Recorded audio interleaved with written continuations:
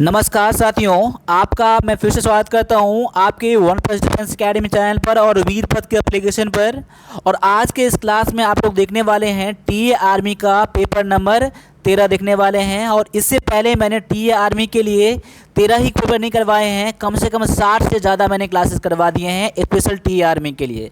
मैं स्पेशल बोल रहा हूँ क्योंकि मैं स्पेशल इसलिए बोल रहा हूँ कि टीए आर्मी का मैंने जो क्लास करवाया है ना, वो स्पेशल टीए आर्मी का ही क्लास आपको मिलने वाला है। और साथ साथ में ये जो सारे क्लासेस आते हैं ना, जो आपका टीए आर्मी का जो ऑफिशियल सिलेबस है ना, उसके अकॉर्डिंग मैंने इस क्लास में भी जीके का 20 क्वेश्चन, जीएस का 15 क्वेश्चन और मैथ का 15 क्वेश्चन डाला है। और साथ साथ में आप लोगों से रिक्वेस्ट है कि सभी के आपके फ़ोन में वीरपथ का एप्लीकेशन होना चाहिए, ठीक है ना।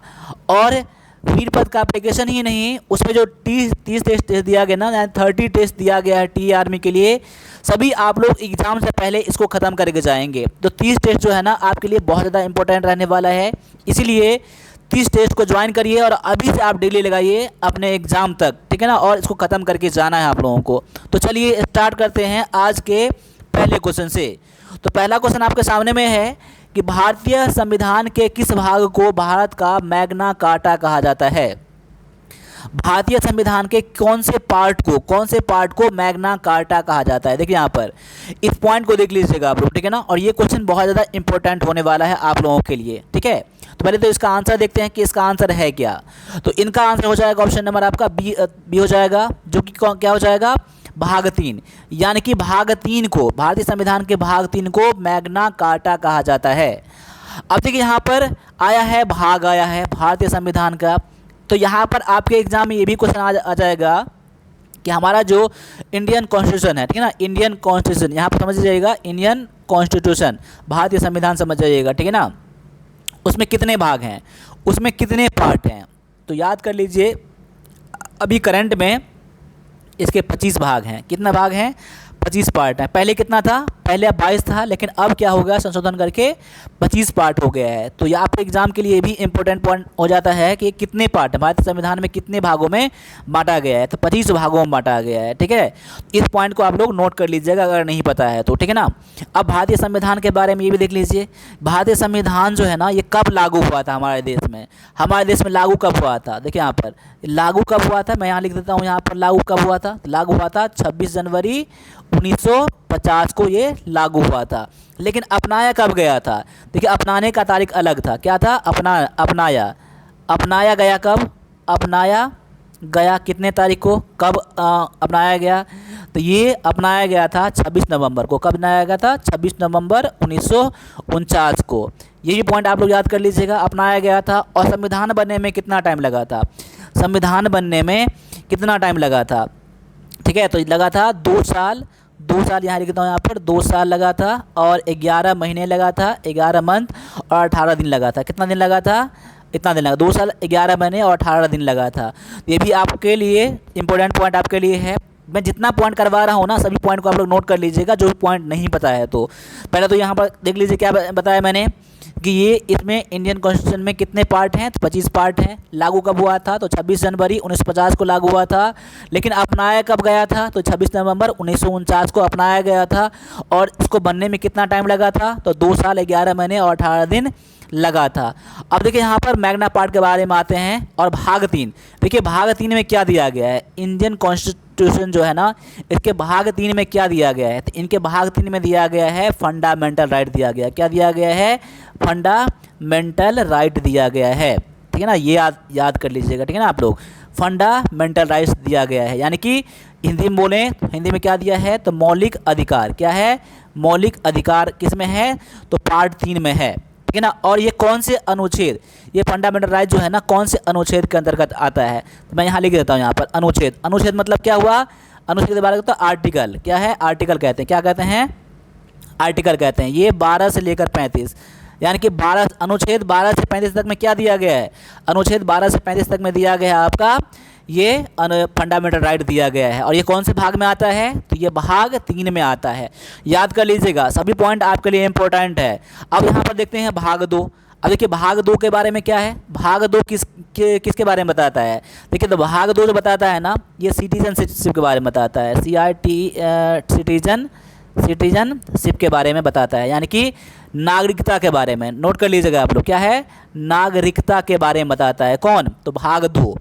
अगर मैं भाग 1 की बात करूं, यहाँ मैं लिख देता हूँ यहाँ पर, देखिए भाग 1 जो है, यानी कि भाग 1 मतलब पार्ट 1 जो है ना, किसके बारे में बताता है, तो भाग 1 बताता है कि संघ और उनके क्षेत्र के बारे में। किसके बारे में, संघ, यहाँ लिख देता हूँ यहाँ पर, संघ और उनके क्षेत्र के बारे में, क्या है, उनके क्षेत्र में बताता है। इंग्लिश में बोलेंगे ना, यानी कि यूनियन। हमारा देश क्या है, हमारा देश क्या है, यूनियन है। क्या है, यूनियन। यूनियन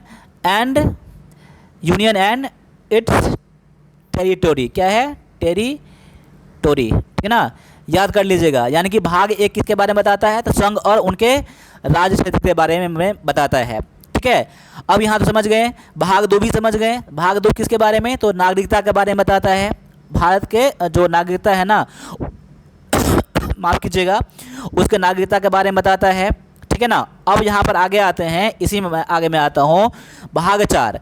अब भाग 4 दिया गया है और भाग 4A दिया गया है, तो ये भी देख लेते हैं। यहाँ पर आपके एग्जाम में कभी भी कोई भी क्वेश्चन आ सकता है। तो यहाँ पर भाग 4 को मैं लिख देता हूँ। यहाँ पर भाग 4 देखिए ऐसे लिखा जाता है, भाग 4 ऐसे लिखा जाता है। तो भाग 4 किसके बारे में बताता है, तो भाग 4 जो बताता है ना, ये बताता है आपका जो नीति निर्देशक तत्व है ना। ठीक है, मैं यहाँ लिख देता हूँ यहाँ पर, नीति निर्देशक तत्व क्या है, नीति निर्देशक तत्व बोलें या फिर सिद्धांत बोलें, क्या बोलें, सिद्धांत ऐसे लिखा जाता है, सिद्धांत। यानी इसको इंग्लिश में बोलेंगे ना तो डायरेक्टिव प्रिंसिपल, क्या है, डायरेक्टिव प्रिंसिपल, ठीक है ना, डायरेक्टिव प्रिंसिपल इसको इंग्लिश में बोलते हैं भाग 4 में। लेकिन यहाँ दिया गया है भाग 4A दिया गया है। क्या दिया गया है, भाग 4A, भाग 4A। देखिए सभी बच्चों से मैं बोलूँगा ना, आप लोग क्लास को लास्ट तक देखिएगा, ठीक है ना। मैं डिटेल में इसलिए बता रहा हूँ ना, इसमें कई सारे क्वेश्चन आपके क्लियर हो जाएंगे, बहुत सारे क्वेश्चन इसमें क्लियर हो जाएंगे, इसीलिए मैं आपको डिटेल में समझा रहा हूँ। मैं हर क्वेश्चन को इतना डिटेल में नहीं बताऊँगा, लेकिन मैं इस क्वेश्चन के बारे में इसलिए बता रहा हूँ कि इसमें बहुत सारे क्वेश्चन बन रहे हैं और आपके एग्जाम में आते हैं, इसलिए एक एक पॉइंट को देख लीजिएगा आप लोग, ठीक है ना। देखिए भाग 4A जो है ना, ये किसके बारे में बताता है, तो फंडामेंटल ड्यूटी के बारे में। क्या है, फंडामेंटल ड्यूटी के बारे में, क्या है, DUITs के बारे में बताता है। यानी कि मौलिक कर्तव्य के बारे में। क्या बताता है, मौलिक कर्तव्य भी हमारे संविधान में हमको दिया गया है, कर्तव्य, ठीक है ना, कर्तव्य, मौलिक कर्तव्य के बारे में कौन बताता है, तो भाग 4A बताता है। और ये जो है ना किस अनुच्छेद के अंतर्गत आता है, यहाँ पर कौन सा अनुच्छेद यानी कौन सा आर्टिकल के अंतर्गत आता है, ये आपका आता है 51A में आता है, ठीक है ना, 51A के बारे में आता है, ठीक है। और यहाँ पर ये भी देख लीजिए, ये जो आपका नीति निर्देशक सिद्धांत है ना, ये किस अनुच्छेद के अंतर्गत आता है, यानी कि कौन से आर्टिकल के अंतर्गत आता है, तो ये आपका आता है 36 से लेकर 51 तक। 36 से लेकर 51 तक किस में आता है, यह अनुच्छेद आपका अनुच्छेद 36 से 51 तक नीति निर्देशक सिद्धांत यानी कि डायरेक्टिव प्रिंसिपल आता है। और 51 के बाद क्या आता है, 51A आता है, जो कौन सा है, तो भाग 4A में आता है। और इसके बारे में मैंने बता दिया था कि भाग 3 में क्या आता है, तो ये आता है आपका फंडामेंटल राइट, और जो कि क्या है, तो यहाँ 31 से 35 से पहले यानी कि 12 से लेकर 35 तक, 12 से लेकर 35 तक क्या आता है आपका अनुच्छेद कौन किस में आता है, तो भाग 3 में आता है। वो किसके बारे में बताता है, तो ये मौलिक कर्तव्य के बारे में बताता है, ठीक है ना। और एक पॉइंट इसमें और जान लीजिए आप लोग, एक पॉइंट इसमें क्या है कि ये हमारा जो मौलिक कर्तव्य जो है ना, मौलिक अधिकार जो है ना, ये किस देश से लिया गया है। हमारा जो संविधान बना है ना, बहुत सारे अलग अलग देश से कुछ कुछ पार्ट ले लिया गया है। तो हमारा जो किस देश से लिया गया है मौलिक कर्तव्य, मौलिक अधिकार, तो यहाँ पर ये भी देख लीजिए।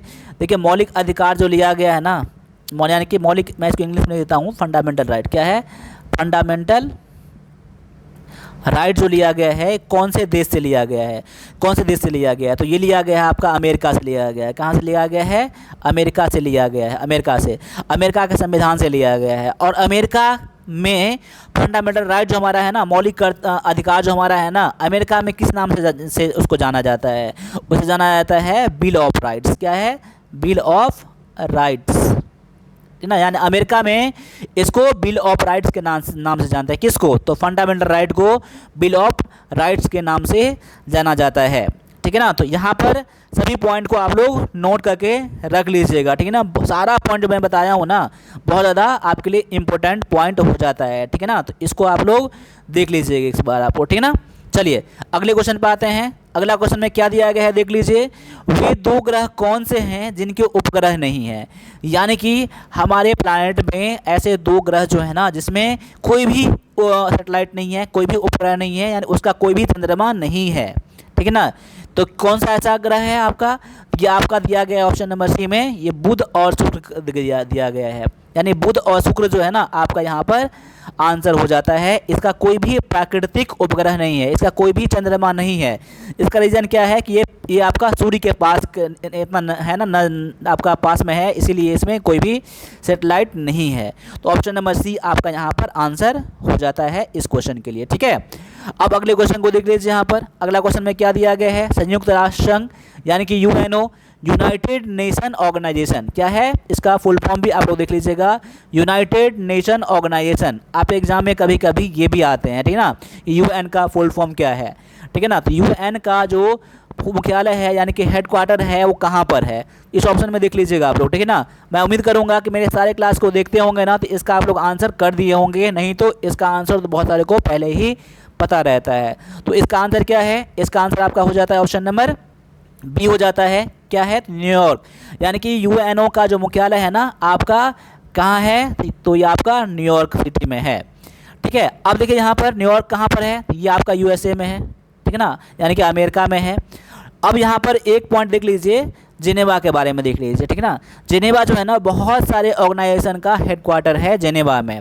चलिए मैं स्पेशल जिनेवा के बारे में आज बताता हूँ, ठीक है ना। बाद बाकी किसी और सिटी के बारे में बताऊँगा, ठीक है ना। जिनेवा के बारे में देख लेते हैं। जिनेवा जो कौन कौन से ऑर्गेनाइजेशन का जो आपका हेडक्वार्टर है वो देख लीजिए।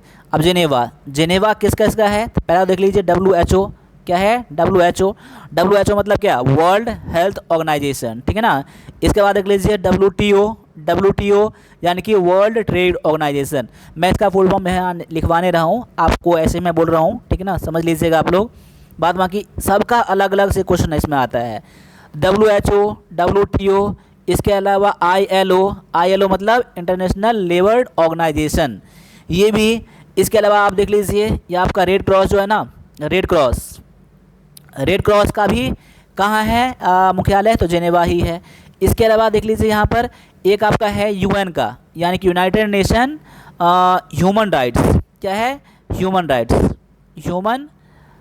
Rights office. ये कहाँ पर है?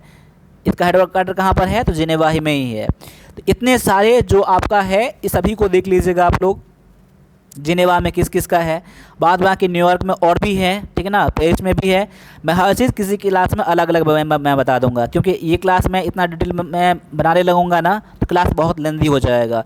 बाद बाकी जो मुझे लगता है इंपॉर्टेंट पॉइंट है उसको मैं डिस्कस कर लेता हूँ, ठीक है ना। और मैं उम्मीद करता हूँ ना कि सारे पॉइंट को, सारे चीज़ को आप लोग नोट बना कर ज़रूर रखते होंगे, ठीक है ना। और ऐसा उम्मीद करिए कि आपके जितना सारा पॉइंट आ रहा है ना, सारे एग्जाम के पॉइंट ऑफ व्यू से ही सारे मैं क्वेश्चन बनाने का मैं कोशिश कर रहा हूँ, ठीक है। तो इसलिए मैं बोलता हूँ कि आप लोग प्रैक्टिस करने के लिए तो यहाँ आ जाइए, और साथ में अपने आप को टेस्ट करने के लिए ना वीरपथ के एप्लीकेशन को डाउनलोड करिए। और सभी बच्चों से मैं कहता हूँ कि आप लोग इस 30 टेस्ट जो दिया गया है ना टी आर्मी का, ठीक है ना, उस टेस्ट को कंप्लीट करके जाइएगा अपने एग्जाम से पहले, ठीक है ना। तो यहाँ पर कोई भी दिक्कत आपको टेस्ट रन करने में होना तो आप मुझे 9102195290 पर मुझे व्हाट्सएप भी कर सकते हैं। तो चलिए अगले क्वेश्चन को देखते हैं हम लोग। अगला क्वेश्चन में दिया गया है कि मैसूर किस राज्य का जिला है? मैसूर जो है ना कौन से राज्य का डिस्ट्रिक्ट है ये मैसूर? तो इसका जो आंसर हो जाता है ऑप्शन नंबर ए, जो हो जाएगा कर्नाटक। कर्नाटक में आपका एक डिस्ट्रिक्ट है मैसूर, ठीक है। तो ऑप्शन नंबर आपका ए आंसर यहाँ पर हो जाता है। अब अगले क्वेश्चन में देखते हैं हम लोग नीति आयोग यानी नीति आयोग जो है ना पहले क्या था? योजना आयोग था। तो योजना आयोग को हटाकर क्या बना दिया गया? नीति आयोग बना दिया गया, ठीक है ना। ये जान लीजिएगा आप लोग, ठीक है ना। तो योजना आयोग का अध्यक्ष कौन हुआ करता था? तो ये प्रधानमंत्री हुआ करता था। और अभी भी क्या है? योजना आयोग के बदले में नीति आयोग आ गया है। तो नीति आयोग का अध्यक्ष कौन होता है? तो प्रधानमंत्री होता है, ठीक है ना। तो ऑप्शन नंबर आपका सी जो है यहाँ पर आंसर हो जाता है, ठीक है ना। चलिए अगले क्वेश्चन को देखते हैं। यहाँ पर अगला क्वेश्चन में क्या दिया गया है कि राउरकेला में इस्पात कारखाने की स्थापना किस देश के सहयोग से की गई थी। राउरकेला यानी राउरकेला कहाँ पर है, तो राउरकेला जो है आपका उड़ीसा में है, ठीक है ना। इसमें जो आपका इस्पात कारखाना है ना, इस्पात कारखाना है वो किस देश के हेल्प से, किस देश के सहयोग से शुरुआत किया गया था। तो यहाँ पर क्वेश्चन के ऑप्शन को देख लीजिएगा, ठीक है ना। ये भी क्वेश्चन आपके एग्जाम में आ चुका क्वेश्चन है, ठीक है। तो यहाँ पर इसका आंसर जो हो जाएगा ऑप्शन नंबर आपका बी, यानी कि जर्मनी जो है ना इसका करेक्ट आंसर हो जाता है। ऑप्शन नंबर बी आपका यहाँ पर आंसर करेक्ट है, ठीक है। अब यहाँ पर अगले क्वेश्चन को भी लगा लीजिए। यहाँ पर बहुत अच्छा सा क्वेश्चन है और इसका तो क्वेश्चन मैं सभी से बोलूँगा कि इसका आंसर आप लोग जरूर सही कीजिएगा, ठीक है ना। और मेरे आंसर से मैच करिए आपका आंसर क्या यहाँ बन रहा है। और लास्ट में कमेंट करके बताइएगा, सभी लोगों से मैं कह रहा हूँ ना, आप लोग कौन से सिटी से क्लास को देख रहे हैं, तो साथ साथ में आपका इस टोटल 50 क्वेश्चन में से कितना स्कोर हो रहा है ना, मैं सभी से चाहूँगा, ठीक है ना। तभी हम लोगों का मोटिवेशन बना रहेगा कि मैं आप लोगों के लिए थोड़ा सा हेल्प कर पाता हूँ, ठीक है। देखिए यहाँ पर हमारे वेद कितने होते हैं, 4 वेद होते हैं। कितने होते हैं, 4 वेद हैं। पहला वेद कौन सा होता है, ऋग्वेद, आपका सामवेद, अथर्ववेद, यजुर्वेद, अथर्ववेद, यानी कि 4 वेद टोटल यहाँ दिया ही गया है। लेकिन इसमें सबसे पुराना वेद कौन सा है, सबसे पुराना वेद कौन सा है, सबसे पुराना वेद कौन सा इसमें से है, यह आपका ऋग्वेद है। ऋग्वेदा जो है ना आपका सबसे पुराना वेद है। ऑप्शन नंबर डी यहाँ पर आपका आंसर हो जाता है। अब अगले क्वेश्चन पर आ जाइए। अगला क्वेश्चन में क्या दिया गया है कि एक अश्वशक्ति यानी कि हॉर्स पावर, एक हॉर्स पावर जो है ना कितने वाट के बराबर होता है। तो एक हॉर्स पावर जो होता है, यहाँ ऑप्शन को देख लीजिएगा।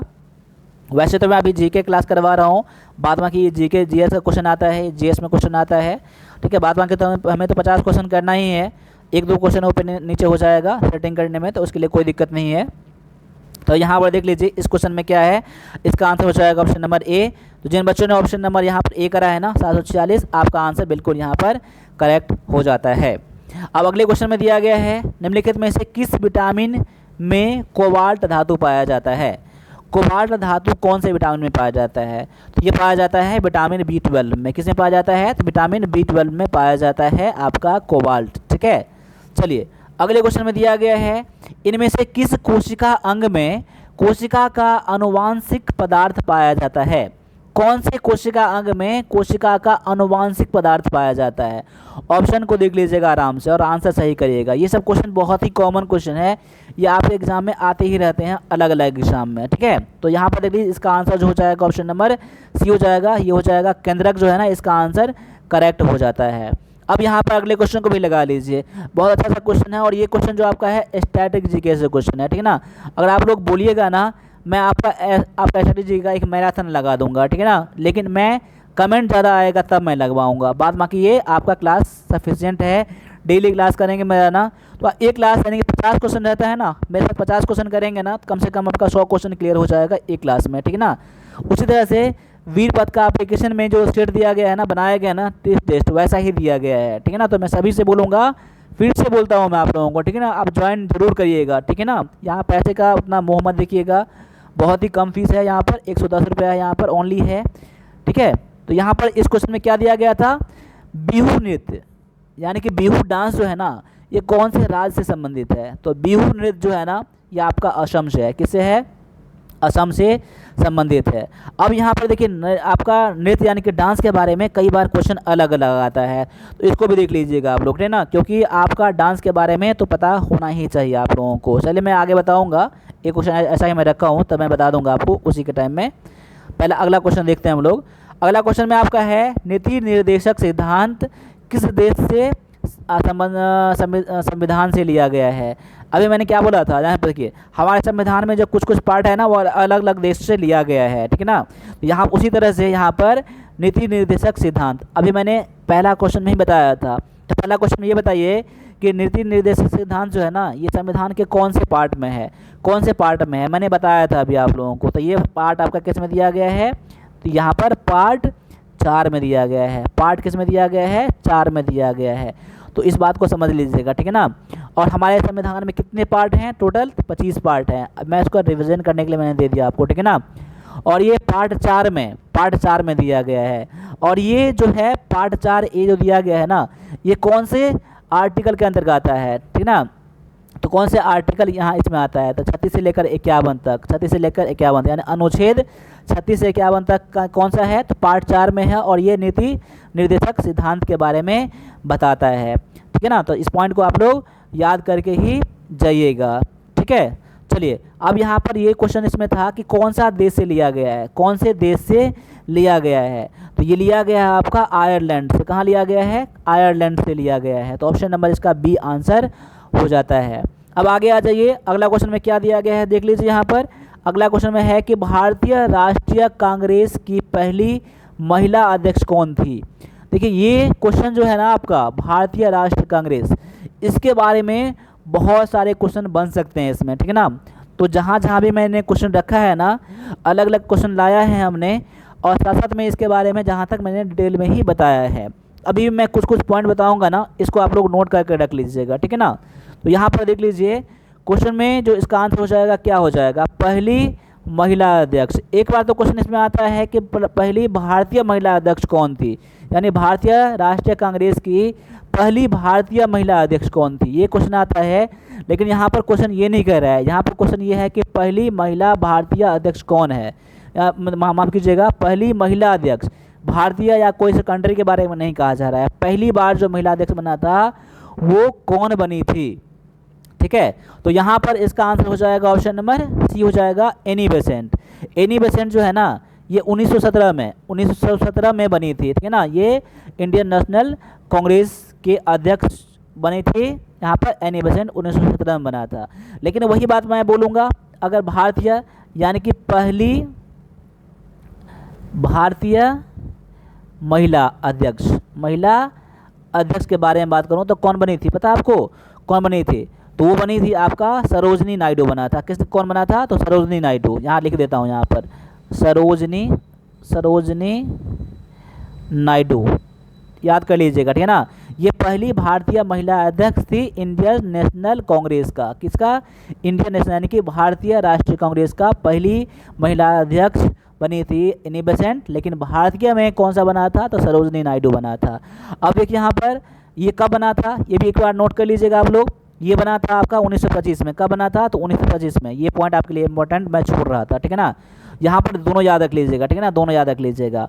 अब यहाँ पर देख लीजिए, जब मैं पहली के बारे में बात कर रहा हूँ ना, तो यहाँ बताइए एक बार क्वेश्चन मैं कर रहा हूँ कि इंडिया का यानी कि भारत का पहली मुख्यमंत्री कौन बना था, पहली मुख्यमंत्री। यहाँ मैं क्वेश्चन डाल देता हूँ यहाँ पर, यानी कि फर्स्ट वुमेन सीएम कौन बनी थी। ठीक है ना, यहाँ पर इंपॉर्टेंट पॉइंट आपके लिए हो जाता है ये क्वेश्चन।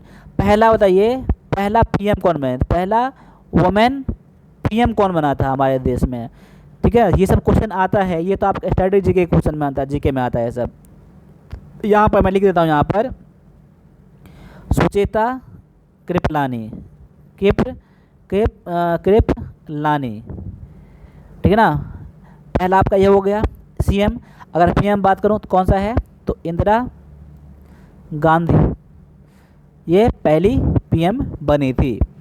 ठीक है, चलिए यहाँ पर इस सभी पॉइंट को एक बार नोट करके रख लीजिएगा। अगले क्वेश्चन पर आते हैं हम लोग एक बार। अगला क्वेश्चन में है कि असहयोग आंदोलन किस वायसराय के शासनकाल में हुआ था। देखिए यहाँ पर असहयोग आंदोलन जो है ना, जब हुआ था तो किसके शासनकाल में हुआ था ये, यानी इसमें ये वायसराय कौन था, हमारे भारत का वायसराय कौन था यहाँ पर। अब देखिए ये भी क्वेश्चन में कई सारे क्वेश्चन बनते हैं, लेकिन कुछ क्वेश्चन को मैं डिस्कस कर रहा हूँ यहाँ पर। ठीक है ना, अब देखिए यहाँ पर असहयोग आंदोलन है।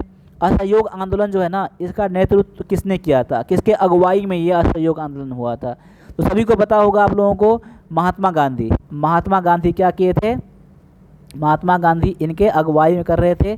ठीक है, तो महात्मा गांधी ने असहयोग आंदोलन की शुरुआत किया था। और ये कब किया था, तो पहले ये देख लीजिए। चलिए यहाँ पर, तो कब किया था, तो ये आपका किया था साल 1920 में किया था। कब किया था, तो साल 1920 में। यहाँ लिख देता हूँ यहाँ पर असहयोग आंदोलन, समझ जाइएगा। ठीक है ना, असहयोग आंदोलन समझ जाइएगा कब वो स्टार्ट हुआ था, तो 1920 को स्टार्ट हुआ था। लेकिन ये समाप्त कब हुआ था, ये आपका हुआ था स्टार्ट हुआ था। ठीक है ना, स्टार्ट हुआ था ये, लेकिन इसका समाप्ति कब हुआ था, समाप्ति हुआ था 1922 में। और 1922 में कब हुआ था, 1922 में कब हुआ था, जब चौरी चौरा कांड हुआ था। कहाँ पर, उत्तर प्रदेश में चौरी चौरा कांड हुआ था। चौरी चौरा कांड क्या है ना, जानते हैं आप लोग ना, जिसमें कि 22 पुलिसकर्मी को जिंदा जला दिया गया था उसी के पुलिस स्टेशन में। ठीक है ना। ये मोमेंट ऐसा था ना, उसमें ऐसा हुआ था कि क्रांतिकारी सब उसको बाहर से लॉक कर दिया गया, उनको जेल को, और उसमें आग लगा दिया था। तो 22 जिंदा पुलिसकर्मी मारे गए थे। उसी के बाद से उन्होंने, महात्मा गांधी जी ने असहयोग आंदोलन को स्थगित कर दिया, ठीक है ना, बंद कर दिया। तो यहाँ पर याद रखने वाली पॉइंट है, 1922 में समाप्त हुआ ये, और 1920 में स्टार्ट हुआ था ये, ठीक है ना। अब यहाँ पर इस क्वेश्चन के लिए क्या था कि उस समय के वायसराय कौन थे, उस समय के वायसराय कौन थे। तो उस समय के जो वायसराय थे ये आपके थे लॉर्ड चेम्सफोर्ड थे। तो जिन बच्चों ने इसका आंसर सी करा है ना, उनका आंसर बिल्कुल यहाँ पर करेक्ट हो जाता है, ठीक है। चलिए आगे देखता हूँ। अगला क्वेश्चन में दिया गया है कि मोहिनी अट्टम किस राज्य का नृत्य है, यानी मोहिनी अट्टम जो है ना, कौन से राज्य का नृत्य है यहाँ पर, ठीक है। तो इसका आंसर देख लीजिएगा, क्वेश्चन नंबर 15 का आंसर क्या हो जाता है। इसका आंसर आपका ऑप्शन नंबर क्या है, सी है, जो केरल है। क्या हो जाएगा, केरल जो है इसका आंसर करेक्ट हो जाता है, ठीक है ना, मोहिनी अट्टम। अब देखिए केरल में एक और डांस है, क्या है, केरल में एक और डांस है, कौन सा है, कथकली। क्या है, कथकली। मैं लिख भी देता हूँ यहाँ पर, कथकली, ठीक है ना। एक और डांस आपका है कोलकली, कोलकली, ये भी डांस कहाँ का है, ये आपका केरल का ही है। अब यहाँ पर एक दो पॉइंट मैं और लिखवा रहा हूँ आपको डांस के बारे में, ठीक है ना। तो ये जान देख लीजिएगा आप लोग। एक तो मैं लिखवा रहा हूँ तमिलनाडु का, ठीक है ना, तमिलनाडु यहाँ दिया गया है, तमिलनाडु का, तमिलनाडु का डांस कौन सा है। तो ये देखिए यहाँ पर भारतनाट्यम, क्या है, भारतनाट्यम डांस कहाँ का है, तो तमिलनाडु का है, ठीक है ना। अब देखता हूँ यहाँ पर आंध्र प्रदेश दिया गया है, आंध्र प्रदेश, ठीक है ना, आंध्र प्रदेश का डांस जो है ना आपका कुचिपुड़ी। क्या है, कुचिपुड़ी, ठीक है ना। कुचिपुड़ी कहाँ का डांस है, ये आपका आंध्र प्रदेश का डांस है। उड़ीसा के बारे में जानते ही आप लोग, उड़ीसा में क्या है, तो ओडिसी डांस जो है ना, ये उड़ीसा में ही है। अब एक पॉइंट और देख लेता हूँ यहाँ पर, कर्नाटक। क्या है, मैं यहाँ पर स्टेट का नाम इसमें कर देता हूँ यहाँ पर, कर्नाटक। क्या है, कर्नाटका। कर्नाटका का डांस क्या है, कर्नाटका का डांस क्या है, तो कर्नाटका का डांस देखते हैं ना, यक्षगान। क्या है, यक्षगान। यक्षगान कहाँ का डांस है, तो कर्नाटका का ये डांस है, ठीक है ना। और एक और देख लीजिए यहाँ पर, करगा। करगा कहाँ का है, तो कर्नाटका का ही है। इसके अलावा एक पॉइंट और देख लीजिएगा, याद करने के लिए आपके लिए अच्छा रहेगा, नहीं पता है तो पंजाब याद कर लीजिए। क्या याद कर लीजिए, पंजाब। क्या है, पंजाब। पंजाब का डांस क्या है, पंजाब का डांस क्या है, तो पंजाब का डांस जो है ना, भांगड़ा। भांगड़ा कहाँ का डांस है, भांगड़ा डांस है आपका पंजाब का डांस है। इसके अलावा गिद्धा एक है, क्या है, गिद्धा। गिद्धा का डांस कहाँ है, पंजाब का ही है। एक और देख लीजिए, चलिए मैं छोड़ देता हूँ यहाँ पर आप लोगों के लिए। एक देखिए राजस्थान, राजस्थान कमेंट करिएगा आप लोग, ठीक ना, राजस्थान के बारे में कमेंट करिएगा कि राजस्थान का डांस क्या है, राजस्थान का डांस का नाम क्या है, यहाँ पर आप लोग कमेंट कीजिएगा, ठीक है। इसका डांस का नाम क्या है, तो सभी बच्चों से मैं बोलूँगा कि इसका कमेंट करिएगा, तो मैं जान जाऊँगा कि आप लोग सभी क्लासेस को मेरे और सभी क्वेश्चन को लास्ट तक देखते हैं और सीरियसली देखते हैं आप लोग। अगर नहीं पता होगा ना, तो सर्च करके भी आप लोग ज़रूर डालिएगा कि राजस्थान का डांस क्या है, तो मुझे बहुत अच्छा लगेगा कि आप लोग मेरे क्लास को इतना सीरियसली देखते हैं। लेकिन जितना मैं बोलता हूँ ना, उतना आप लोग नोट पता में बना कर रख लीजिएगा। अगर नहीं पता है तो पता है तो ठीक है, जिनको नहीं पता है ना, मैं नोट बोलूँगा सभी से बनाओ नोट। नोट नहीं बनाओगे तो कोई भी फ़ायदा आपको इससे नहीं होने वाले हैं मेरे क्लासेस को, ठीक है ना। तो मेरे क्लासेस को, सभी क्लासेस को अटेंड कीजिए, और जो भी मैं टेस्ट दे रहा हूँ ना, मॉक टेस्ट, सभी मॉक टेस्ट को आप लोग ज़रूर कीजिएगा, ठीक है। अब यहाँ पर आगे आ जाइए, अगला क्वेश्चन में क्या दिया गया देख लीजिए यहाँ पर, कि वारंट अधिकारी रैंक जो है ना, किससे संबंधित, कौन सी सेना से संबंधित है, वारंट अधिकारी। तो वारंट अधिकारी के बारे में एक पॉइंट बताऊंगा ना, आप लोगों को सभी को याद ही हो जाएगा, ठीक है ना। इसका आंसर क्या हो जाएगा पहले देख लीजिए। एक आंसर हो जाएगा ऑप्शन नंबर आपका सी हो जाएगा, वायुसेना। वायुसेना क्या है आपका, यहाँ पर आंसर हो जाएगा। देखिए जिस भी आपके वर्ड में ना वारंट आ जाए, ठीक है, या फिर करंट आ जाए, या फिर सर्जेंट आ जाए ना, करंट, वर्सेंट, वारंट, जो भी आ जाए सब याद कर लीजिएगा, वायुसेना में ही ये सारे पोस्ट होते हैं, ठीक है ना। यहाँ पर इतना समझ लीजिएगा, ठीक है। और एक बात आप मुझे बताइए, इससे पिछले वाला क्लास में मैंने बताया था कि वायुसेना दिवस कब मनाया जाता है, वायुसेना दिवस कब मनाया जाता है। आप लोग इसका भी आंसर कमेंट में कीजिएगा। अगर पता है तो अभी मेरे साथ जो अभी क्लास जो चल रहा है ना, उसके साथ कमेंट करिए, नहीं तो समय कमेंट जरूर करिएगा कि वायुसेना दिवस कब मनाया जाता है, ठीक है ना। इससे पिछले वाला क्लास में मैंने बताया था कि वायुसेना दिवस कब मनाया जाता है, नौसेना दिवस कब मनाया जाता है और थल सेना दिवस कब मनाया जाता है। ठीक है ना, मैं इतना उम्मीद करूँगा कि मेरी क्लासेस को, सभी क्लासेस को आप लोग ज़रूर देखिएगा। ठीक है, चलिए अगले क्वेश्चन में क्या दिया गया है देख लीजिए यहाँ पर कि संघ लोक सेवा आयोग यानी कि यूपीएससी का पूर्ण रूप क्या है, यानी यूपीएससी का फुल फॉर्म क्या है, इसका फुल फॉर्म क्या है, इसका फुल फॉर्म क्या है आप बताइए मुझे। ठीक है ना, इसका फुल फॉर्म जो है ना, इसका फुल फॉर्म है यूनियन पब्लिक सर्विस कमीशन। क्या है, ये एग्ज़ाम लेता है हमारे देश में। ठीक है ना, जो भी IAS IPS होता है और भी जो पोस्ट होता है उसके लिए एग्ज़ाम लेता है कौन, यूपीएससी लेता है। उसका फुल फॉर्म क्या है, union public service commission. Option number इसका बी आंसर करेक्ट हो जाता है। ठीक है, अब आगे आ जाइए। अगला क्वेश्चन में दिया गया है कि भारत का सबसे बड़ा अंतर्देशीय खारा जल झील कौन सा है। वैसे तो देख लीजिए यहाँ पर सबसे बड़ा खारा जल का झील कौन सा है, यानी कि साल्ट वाटर का लेक कौन सा है, झील कौन सा है, ये आपका चिल्का झील है। क्या है, चिल्का झील है। लेकिन यहाँ पूछा जा रहा है यहाँ पर अंतर्देशीय राज यानी कि इनलैंड साल्ट वाटर लेक। ठीक है ना, इनलैंड साल्ट वाटर लेक कौन सा है, ये आपका सांभर झील है। कहाँ पर, राजस्थान में है। कहाँ पर है, राजस्थान में, यानी कि सांभर झील कहाँ पर है, राजस्थान में। इसका आंसर क्या हो जाएगा, ऑप्शन नंबर आपका सी हो जाएगा, करेक्ट आंसर आपका हो जाएगा। ठीक है, अब यहाँ पर आ जाइए। अगले क्वेश्चन में दिया गया है कि सेबी के वर्तमान अध्यक्ष कौन है। देखिए सेबी का वर्तमान अध्यक्ष कौन है, इस क्वेश्चन का आंसर बहुत ज़्यादा इंपॉर्टेंट है। ये आपका क्वेश्चन करंट अफेयर में क्वेश्चन आएगा। ठीक है ना, करंट अफेयर के लिए भी आपके लिए मैं तैयारी कर रहा हूँ। ठीक है ना, ठीक है, तो यहाँ पर आपका आंसर हो जाएगा ऑप्शन नंबर सी हो जाएगा, ये आपका तुहिन कांत पांडे। तुहिन कांत पांडे क्या है, अभी करंट में इसका क्या है, करंट में इसका अध्यक्ष है कौन, तो तुहिन पांडे आपका यहाँ पर करेक्ट आंसर हो जाएगा। ठीक है ना, अब यहाँ पर देख लीजिए ये किसके स्थान पर आया है, तो किसके स्थान पर आया है, ये आपका आया है यहाँ पर माधवीपुरी के स्थान पर। किसका स्थान पर आया है, यहाँ पर देखिए माधवीपुरी के स्थान पर आया है। ठीक है, एक मिनट रुक जाइए थोड़ा सा, एक मिनट।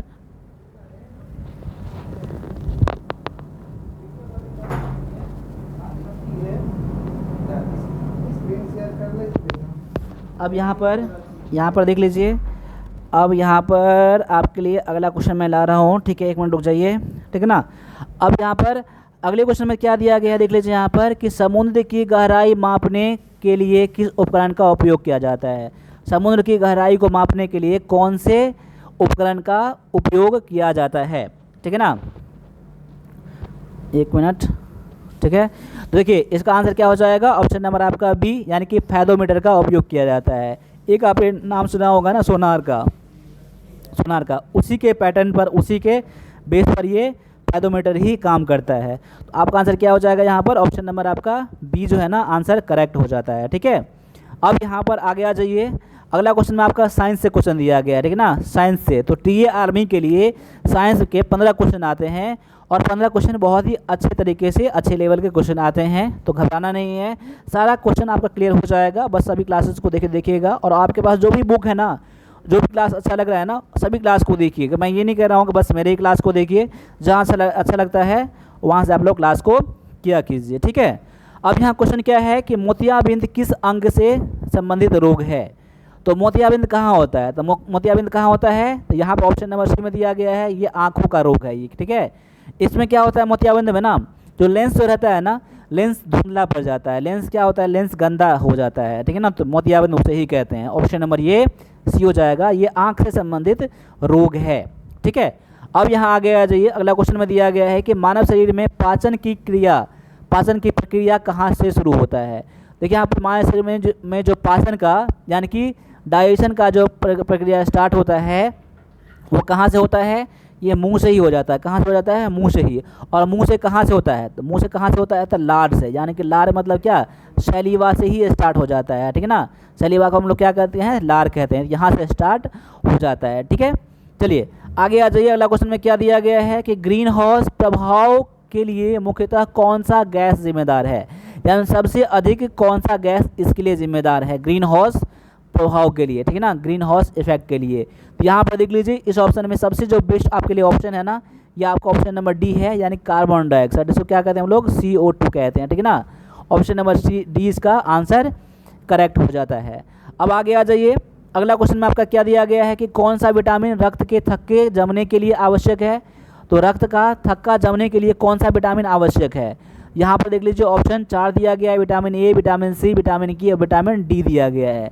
तो यहाँ पर इसका आंसर जो हो जाएगा ऑप्शन नंबर सी हो जाएगा। ये विटामिन सी, डी, के जो है ना, ये रक्त का थक्का जमने के लिए जिम्मेदार होता है। तो ऑप्शन नंबर आपका सी यहाँ पर आंसर हो जाता है।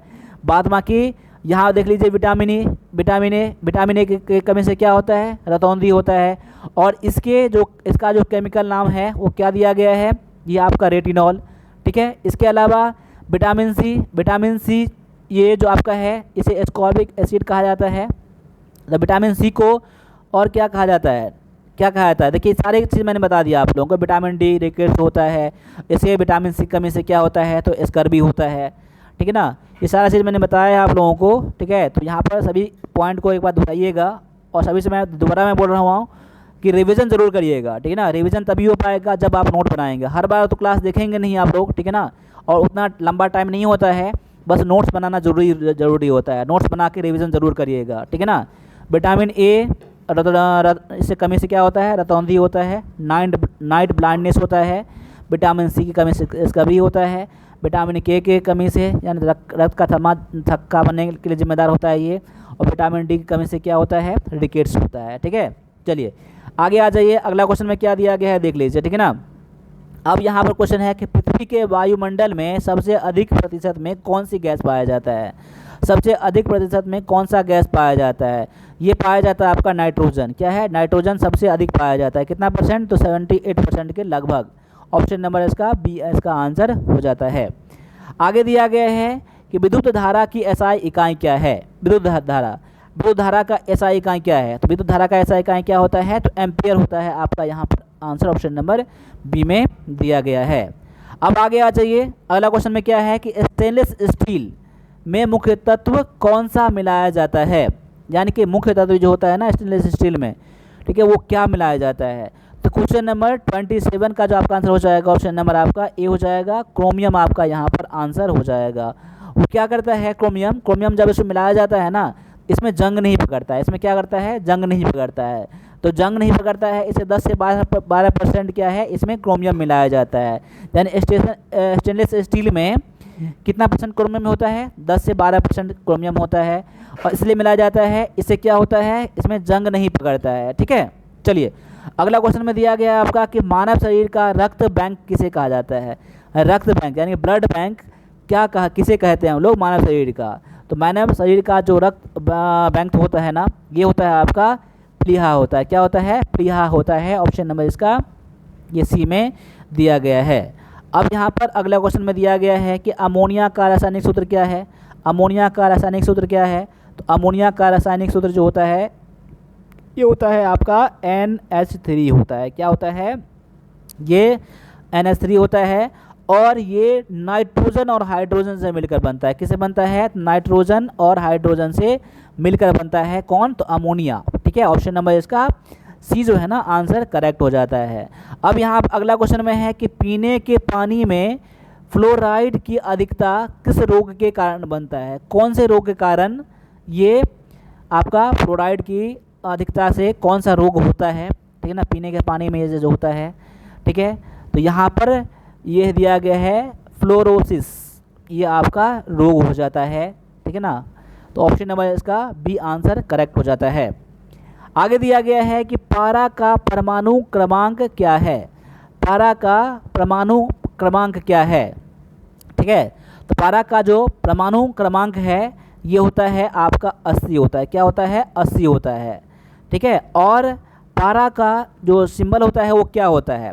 ठीक है, पारा का सिंबल जो होता है ना ये होता है Hg। Hg क्या होता है, ये पारा का सिंबल होता है। अब यहाँ पर एक Hg के बारे में जान लीजिए। अब यहाँ पे Hg तो समझ गए, पारा को कहते हैं। अगर मैं बोलूँगा गोल्ड का क्या होता है, क्योंकि आपका ये मैंने इसलिए बताया है ना, ठीक है ना, आप एग्जाम में आ चुका है ये।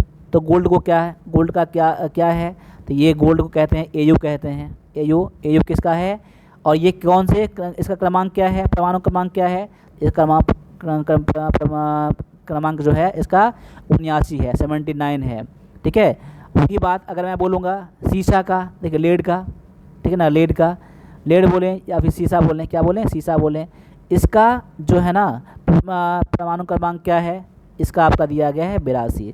याद कर लीजिएगा, ये सब सारे क्वेश्चन मैंने इसलिए सामने में ला दिया है कि गोल्ड के बारे में क्वेश्चन पूछा गया है, लेड के बारे में पूछा गया है, इसका परमाणु क्रमांक के बारे में बोला गया है, और इसमें क्या पूछा गया था, इसका संकेत क्या है, इसका जो संकेत है आपका AU से हम लोग कहते हैं। ठीक है, सभी पॉइंट को देख लीजिएगा आप लोग। ठीक है, चलिए अब आगे देखते हैं। अगला क्वेश्चन में दिया गया है कि वह प्रक्रिया जिसमें कोई ठोस सीधा गैस में बदल जाता है, इसमें देखिए वाष्पीकरण नहीं होता है। ठीक है ना, डायरेक्टली ठोस किसमें बदलता है, ये बदलता है आपका किसमें, किसके कारण से बदलता है, तो ये उद्पातन में होता है। क्या होता है, उद्पातन में, यानी कि सब्लिमेशन में होता है ये। तो यहाँ पर 32 का आंसर हो जाएगा ना, ऑप्शन नंबर डी हो जाएगा। यानी कि इसमें क्या होता है, ठोस सीधे गैस में बदल जाता है, यानी सब्लिमेशन के थ्रू। ठीक है, अब यहाँ पर अगला क्वेश्चन में क्या दिया गया है, ये भी देख लीजिए। यहाँ पर क्वेश्चन ये है कि अमीबा में प्रजनन किस विधि से होता है। अमीबा में जो प्रजनन होता है वो कौन से विधि से होता है, क्वेश्चन नंबर 33। ये बहुत बार क्वेश्चन में आ गया है। इसका जो होता है ना, ये बाइनरी फ्यूजन के, यानी कि द्विखंडन विधि से होता है। किससे होता है, द्विखंडन विधि से होता है, यानी कि बाइनरी फ्यूजन के वजह से होता है। तो ऑप्शन नंबर ए जो है इसका आंसर करेक्ट हो जाता है। अब यहाँ पर अगला क्वेश्चन में है कि चींटी के डंक में कौन सा अम्ल पाया जाता है।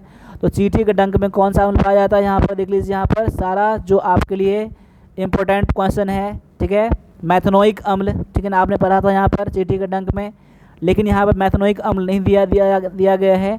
तो मैथनोइक अम्ल को ही क्या कहा जाता है, फॉर्मिक अम्ल कहा जाता है। ऑप्शन नंबर आपका सी जो है यहाँ पर आंसर करेक्ट हो जाता है। तो सभी क्वेश्चन जो है ना, ये आपके लिए एग्जाम के लिए बहुत ज़्यादा इंपॉर्टेंट पॉइंट है। ये आपका चींटी के डंक के बारे में कई बार क्वेश्चन में आ चुके हैं। ठीक है ना, चलिए अब आगे आ जाइए। अगला क्वेश्चन में दिया गया है कि लोहे का संकेत क्या है। लोहे का संकेत क्या है, क्वेश्चन नंबर 35, बहुत ज़्यादा इंपॉर्टेंट पॉइंट है। तो लोहे का संकेत जो होता है ना, वो होता है Fe होता है, Fe। ठीक है ना, Fe को क्या बोलते हैं हम लोग, लोहा यानी कि आयरन कहते हैं। ठीक है ना, अब यहाँ पर आई दिया गया है, तो आई किसका होता है, ये होता है आयोडीन का। किसका होता है, आयोडीन का होता है। किसका होता है, आयोडीन का होता है संकेत। वही बात Au के बारे में मैंने बता दिया आपको। Au किसका बोलता है, ये गोल्ड का होता है। और Ag किसका होता है, ये होता है आपका सिल्वर का होता है। ठीक है ना, यहाँ पर Ag सिल्वर का, ठीक है, Au गोल्ड का, Fe आयरन का, I किसका होता है, तो आयोडीन का होता है। ठीक है, क्वेश्चन आपका ऑप्शन नंबर सी इसका आंसर हो जाता है। अब यहाँ पर 15 क्वेश्चन आपके लिए मैथ का मिलेगा। ठीक है ना, 15 क्वेश्चन। और मैथ का क्वेश्चन में आपको जहाँ सॉल्व करना है ना, वीडियो को पॉज करके आप लोग क्वेश्चन को सॉल्व करिएगा। ठीक है ना, चलिए पहला क्वेश्चन में क्या दिया गया है देख लीजिए। यहाँ पर जहाँ लगे वीडियो को पॉज करके सॉल्व जरूर करिएगा, बाद बाकी जैसे मैं बता रहा हूँ उसका भी आंसर करने का आप लोग कोशिश करिएगा। ठीक है, चलिए अब यहाँ पर क्वेश्चन ये है कि 30 का स्क्वायर माइनस में 20 का स्क्वायर बराबर में 10x है। तो x का मान क्या यहाँ पर है, इसका वैल्यू पूछ रहा है आपको यहाँ पर। अब देखिए, आप इसको मैं लिख रहा हूँ यहाँ पर 30 का स्क्वायर माइनस में 20 का स्क्वायर बराबर में 10x दिया गया है। आप 30 का स्क्वायर करेंगे कितना हो जाएगा, 900 प्लस में यहाँ हो जाएगा 400 माइनस यहाँ माइनस है। ठीक है ना, 400 हो जाएगा बराबर में 10x है। अब यहाँ पर क्या हो जाएगा, 10x बराबर में क्या हो जाएगा, 900 माइनस में से आप 400 करेंगे ना, तो यहाँ 500 आ जाएगा। इसको यहाँ भी लिख सकते थे, 500 यहाँ करके 10x करते तो वहाँ आगे पीछे यहाँ इधर इसे कर दिया, इसको इधर कर दिया, कोई दिक्कत नहीं है। ठीक है ना, अब यहाँ पर देखिए x बराबर क्या हो जाएगा, 500 बटा में 10 हो जाएगा। अब काटेंगे कितना होगा, 10 पंच 50 यानी 50, यानी कि 50 अब क्या हो जाएगा, आंसर हो जाएगा, जो क्वेश्चन नंबर ये बी में दिया गया है। इस क्वेश्चन में कुछ भी नहीं था, बस आपको क्या करना था, इसमें आपको बस सॉल्व करना था। ठीक है, चलिए अगले क्वेश्चन में देख लीजिए। यहाँ पर क्या कह रहा है, यहाँ पर कि 1000 की राशि पर 10% वार्षिक साधारण ब्याज की दर से 2 वर्ष का साधारण ब्याज क्या होगा। इसको मैं सॉल्व नहीं कर रहा हूँ। ठीक है ना, इसको मैं सॉल्व नहीं कर रहा हूँ, आप लोग खुद सॉल्व करिए। बस इसका मैं SI का फार्मूला लिखा जाता है, यानी कि सिंपल इंटरेस्ट जो पूछा जा रहा है ना, साधारण ब्याज, इसका फार्मूला होता है PRT/1 में क्या होता है, 100 होता है। यानी कि P मतलब क्या होता है, P मतलब प्रिंसिपल, ये आपका प्रिंसिपल दिया ही गया है, रेट आपको दिया गया है आपका है, और टाइम आपको कितना दिया गया है, ये भी दिया गया है। इसको सॉल्व करके आप लोग ना SI का आप लोग आंसर निकाल लीजिएगा। और क्वेश्चन नंबर 37 का भी आंसर आप लोग क्या करिएगा, कमेंट करिएगा। ठीक है ना, मैं जिन क्वेश्चन के लिए मैं कमेंट करने के बोल रहा हूँ ना, आप लोग कमेंट करिएगा। ठीक है, ताकि हम लोग जान पाएँ कि आप लोग सीरियसली वैसे ही आप लोग हैं जैसा कि मैं यहाँ से करा रहा हूँ आप लोगों के लिए। ठीक है, चलिए अगला क्वेश्चन में है कि A और B मिलकर किसी काम को 6 दिन में करते हैं।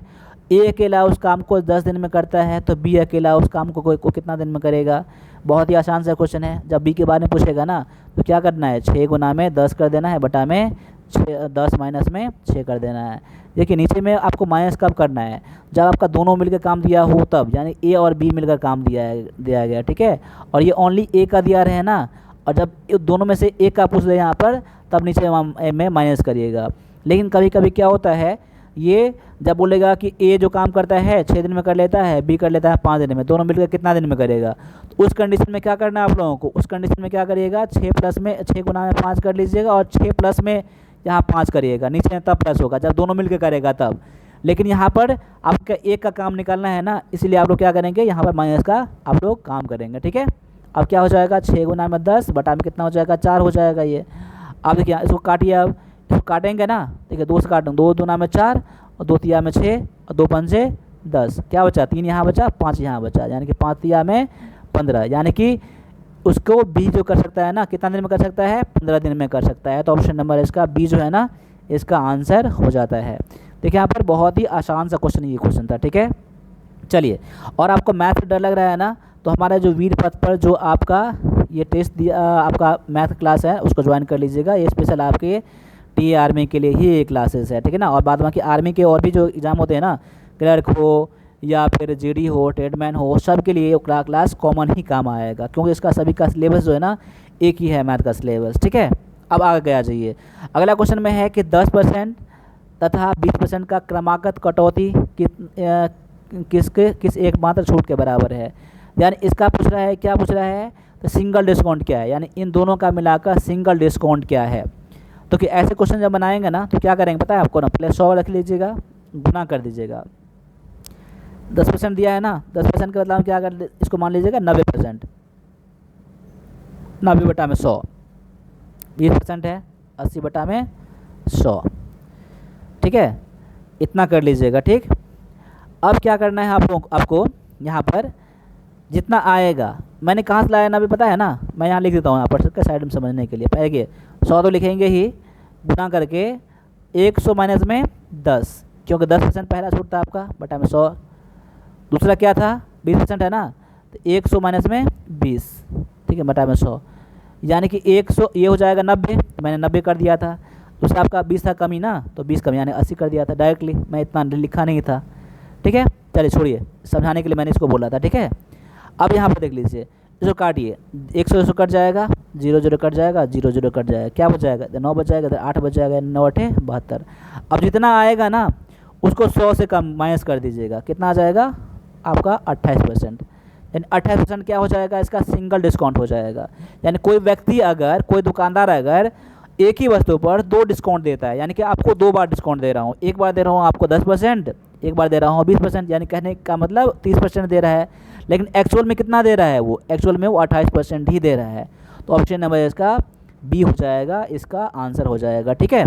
अब यहाँ पर देख लीजिए क्वेश्चन नंबर 40 में, क्वेश्चन नंबर 40 में क्या कह रहा है कि 20 और 24 का महत्तम समावर्तक कितना है, 20 और 24 का महत्तम समावर्तक कितना है, कि एचसीएफ कितना है। ये क्या कर लीजिए, 20 को 24 से भाग लगा दीजिए, यहाँ पर 20 का 20 हो जाएगा, 4 आ जाएगा, यहाँ हो जाएगा 20, 4 पंचे 20, यानी किससे कटा, 4 से कटा ना, यहाँ पर 4 क्या हो जाएगा, 4 ही आपका क्या हो जाएगा, आपका एचसीएफ हो जाएगा। ऑप्शन नंबर क्या हो जाएगा, बी जो है आपका यहाँ पर आंसर हो जाएगा, ठीक है। चलिए, अब अगले क्वेश्चन में क्या दिया गया है, प्रथम 7 प्राकृत संख्याओं का औसत क्या है। यानी कि प्रथम 7 प्राकृत संख्याओं का औसत क्या है। देखिए अच्छा सा क्वेश्चन आपका यहाँ पर है। पहले तो प्रथम 7 प्राकृत संख्याओं का औसत कैसे पता करना है, देख लीजिए यहाँ पर। तो प्रथम 7 प्राकृत संख्या है ना, यहाँ देखिए 1 2 3 4 5 6 और 7, मैं समझा रहा हूँ आपको, ठीक है, मैं बनाऊँगा नहीं, ठीक है ना। अब इसके लिए क्या करना है, औसत क्या होता है ना, बीच का संख्या होता है ना, औसत क्या होता है, बीच का संख्या होता है। तो पहले क्या करूँगा, मैं सभी को जोड़ लूँगा, ठीक है, सभी को जोड़ लूँगा, और कितना संख्या है, 7 संख्या है ना, 7 से भाग लगा दूँगा मैं यहाँ पर, तो क्या हो जाएगा ये, अब सभी को जोड़ूँगा यहाँ पर, तो 2 1 3 3 6 और 4 10, 5 15, अब 15 और 6 कितना हो जाएगा, 21 हो जाएगा, 21 और 7 28 हो जाएगा। 28/7 हो जाएगा। अब काटेंगे कितना, 4 आ जाएगा ना। अभी मैंने क्या बोला था, एवरेज कितना होता है, तो बीच का संख्या होता है ना। अब बीच का संख्या होता है ना, तो देखिए यहाँ पर टोटल 7 संख्या है ना। 7 संख्या में क्या हो जाएगा आपका, 1 2 3, 1 2 3, यहाँ 3 संख्या इधर से हटा दीजिए और 3 संख्या क्या कर दी, इधर से हटा दीजिए। क्या हो जाएगा, पहले आपका आंसर हो जाएगा 4। डायरेक्टली आपका आंसर 4। नेक्स्ट टाइम से इसको बनाना नहीं है, ठीक है। आप समझ लीजिए एक तरीका है, क्या होता है, n into n plus 1 upon में क्या होता है, 2 होता है। तो n क्या रहेगा, टोटल के 7 है ना, 7 संख्या कह रहा है ना, तो 7 से भाग लगा दीजिए इसको, ठीक है ना। क्या लीजिए 7, 7 n बराबर कितना हो, 7 हो जाएगा 7, और ये कितना हो जाएगा 7 प्लस में 1 बटा में 2, यानी कि 7 गुना में 8 हो जाएगा बटा में 2 हो जाएगा। अब देखिए यहाँ पर 2 से काटूंगा 4 हो जाएगा, ठीक है ना। यहाँ पर कितना हो जाएगा, 7 होगा में 28, 28 का योग हो गया, टोटल हो गया, उसे 7 से भाग लगा दीजिए, क्या लगा दीजिए 4 हो जाएगा। ये आपका आंसर तभी 4 निकल के आ जाएगा। तो आप ऐसे बनाइए वैसे बनाइए, ठीक है ना। ये भी इसका फॉर्मूला ही है, यानी कि सभी का आप योग निकाल लीजिए, सभी का जो मैंने योग बताया था योग कर लीजिए और 7 से भाग लगा दीजिए।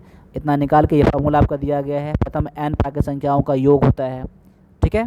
चलिए अब यहाँ पर अगला क्वेश्चन में क्या दिया गया देख लीजिए। यहाँ पर कि कोई धन साधारण ब्याज की दर से 5 वर्ष में दोगुना हो जाता है, तो ब्याज का दर ज्ञात करने के लिए कह रहा है। यहाँ पर देखिए एक बार मैं इस क्वेश्चन को सॉल्व कर रहा हूँ, दोबारा आपको सॉल्व करने की ज़रूरत नहीं पड़ेगा, बस मैं एक ही बार सॉल्व करूँगा, ठीक है ना। दोबारा आपको सॉल्व करने की ज़रूरत नहीं पड़ेगा आप लोगों को, ठीक है। और इससे पहले मेरा क्लास देखे होंगे ना, उसमें मैंने बता भी दिया था आपको, मैं फिर से बता रहा हूँ, ठीक है ना। अब कुछ नहीं है कि आपका एक धन साधारण ब्याज पर की दर से 5 वर्ष में दोगुना होता है। साधारण ब्याज क्या होता है, साधारण ब्याज क्या होता है, मैं मान लेता हूँ उसका प्रिंसिपल कितना था, प्रिंसिपल उसका p था, पहले प्रिंसिपल कितना था, तो उसका p था। अब 5 वर्ष में दोगुना हो जाता है। दोगुना कब होगा, जब उसका मूलधन और उतना ही ब्याज हो जाएगा ना, उतना ही ब्याज, मूलधन और ब्याज दोनों इतना इतना हो जाएगा, तो यानी कि इसका क्या हो जाएगा 2p हो जाएगा ना। यानी अब p था पहले, अब कितना हो गया 2p, यानी कि दोगुना हो गया। अब इसका दोगुना मतलब क्या है, जितना ब्याज है उतना ही क्या हो गया, मूलधन हो गया, इसलिए दोगुना हो गया ना। लेकिन अगर यहीं पर ये क्वेश्चन कहता है यहाँ पर मुझे कि 5 वर्ष में 3 गुना हो गया, 5 वर्ष में, तो पहला मूलधन इसका p था, यानी प्रिंसिपल इसका p था। अब बोल रहा हूँ मैं 3 गुना हो गया ना, अगर मैं 3 गुना बोलूँगा, 3 गुना 3p हो जाएगा। अब 3p मतलब क्या हो गया, इसमें क्या है, एक बार तो इसका प्रिंसिपल है ही, प्लस में 2p क्या हो जाएगा, 2p उसका क्या हो जाएगा, ब्याज हो जाएगा, क्या हो जाएगा उसका, हो जाएगा ब्याज हो जाएगा। समझने का कोशिश करिएगा मैं क्या समझा रहा हूँ। जब मैं समझा रहा हूँ ना, तो उस पॉइंट को समझ लीजिएगा, दोबारा आपको ये चीज़ देखने की ज़रूरत नहीं पड़ेगा। 2p हो जाएगा, ठीक है, उसका ब्याज हो जाएगा और ये मूलधन हो जाएगा। अब एसआई का फार्मूला क्या होता है, यानी साधारण ब्याज कह रहा है ना, अभी मैंने बताया था एसआई का फार्मूला क्या होता है, PRT अपॉन में 100 होता है, ठीक है। अब देखिए इस फार्मूले से आप लोग क्या प्रिंसिपल का भी फार्मूला निकाल लीजिएगा, क्या हो जाएगा SI इंटू में 100 अपॉन में RT हो जाएगा। इसी फार्मूले से आप क्या रेट का भी फार्मूला निकाल लीजिएगा, किसका हो जाएगा SI इंटू में 100 अपॉन में क्या हो जाएगा आपका प्रिंसिपल इंटू में टाइम हो जाएगा। टाइम का भी निकाल सकते हैं कैसे, SI इंटू में 100 अपॉन में प्रिंसिपल इंटू में रेट हो जाएगा। इसी फार्मूले से सब ये तीनों फार्मूला निकल के आ रहा है, ठीक है। अब आते हैं क्वेश्चन पर। अब बोल रहा है 5 वर्ष में दोगुना होता है ना, 5 वर्ष में क्या होता है, दोगुना होता है। तो अब तो समझ गए कि टाइम बराबर कितना हो जाएगा, 5 वर्ष तो हो ही गया है। और इसका मैं मूलधन मान लूँगा कितना, इसका मूलधन में मान लूँगा p ही मान लूँगा, ठीक है ना, p ही मान लूँगा डायरेक्टली, क्योंकि बाद में जाकर p कट ही जाएगा। अब देखिए अब दोगुना बोल रहा है, तो दोगुना जब बोल रहा है ना, तो p और p, यानी इसका ब्याज कितना है, ब्याज कहाँ से आ गया, ब्याज का ओनली p ही रहेगा ना। तो मैं यहाँ कर देता हूँ ब्याज, क्या कर देता हूँ SI, ऐसा कर देता हूँ यहाँ पर, तो p ही रहेगा। अब p मैंने कहाँ से लाया, x का फार्मूला भी होता है, अमाउंट बराबर में क्या होता है, प्रिंसिपल प्लस में इंटरेस्ट, ठीक है, दोनों जोड़ेंगे तो आपका ये हो जाता है। तो आपका ये तो होता है 2p में से अगर एक p हटा देंगे ना, तो एक p बच जाएगा ना, ये आपका इंटरेस्ट हो जाएगा। यानी कि आपका यहाँ क्या क्या निकल के आ गया, यानी आपको टाइम भी निकल के आ गया, आपका प्रिंसिपल भी निकल के आ गया और आपका SI भी निकल के आ गया। तो आपको क्या निकालना है, आपको रेट निकालना है आपको। तो रेट का फार्मूला भी बिठा दीजिए, रेट के फार्मूले बिठाएंगे ना, इसका फार्मूला मैं यहाँ लिख देता हूँ यहाँ पर। रेट बराबर क्या हो जाएगा आपका SI यानी कि कितना दिया गया है ये SI ना, कितना प्रिंसिपल, तो p निकल के आ गया ना, तो p इंटू में 100 हो जाएगा, बटा में क्या हो जाएगा आपका रेट नहीं टाइम और p, तो प्रिंसिपल है ही यहाँ पर, और टाइम आपका कितना दिया गया 5 दिया गया है। अब 30 कट जाएगा तो क्या बच जाएगा 100 बटा में 5 हो जाएगा। मैं आपको समझा के रहा था, समझ गए ना। मैं आपको समझा रहा था कि अगर दोगुना बोलेगा ना तो क्या रहेगा, ब्याज ओनली पी रहेगा, क्योंकि पी से पी कट जाएगा। ठीक है, अब क्या बचेगा, ऊपर में बचेगा 100 और नीचे में बचेगा जितना टाइम दिया रहेगा वो। अब देखिए यहाँ 20 तो कट के आ गया ना, काट के 20 आ गया, तो 20 तो आपका आंसर निकल गया 20%।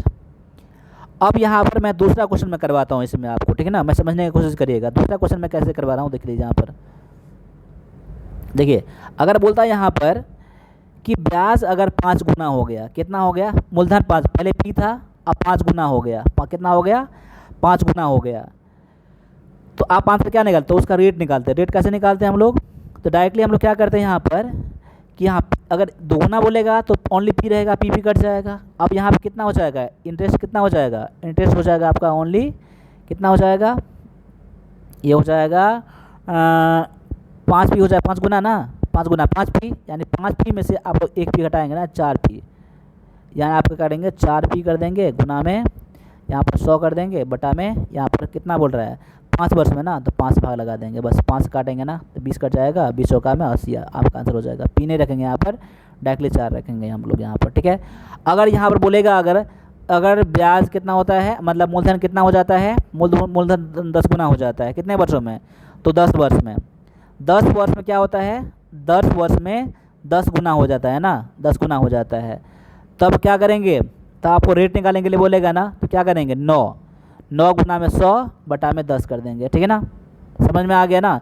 जितना यहाँ बोलेगा ना उससे कम करके 1 यहाँ कर दीजिएगा, गुना में 100 बटा में 100 कर दीजिएगा, 10 कट जाएगा, 10 9 90, आपका आंसर निकल के आ जाएगा।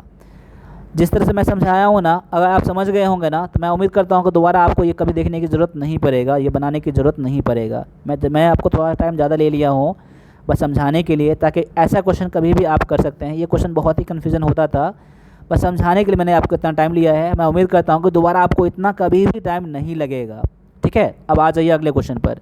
अगला क्वेश्चन में क्या दिया गया है कि A अनुपात B बराबर में 3:4 है, B अनुपात C बराबर में इतना दिया गया है, तो AC का मान पूछ रहा है।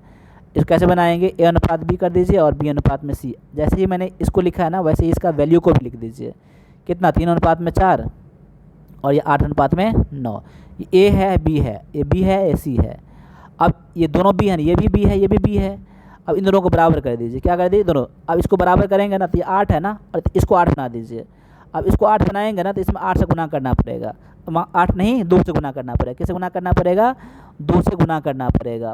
ठीक है, अब 2 से गुना करूँगा तभी 8 होगा ना ये।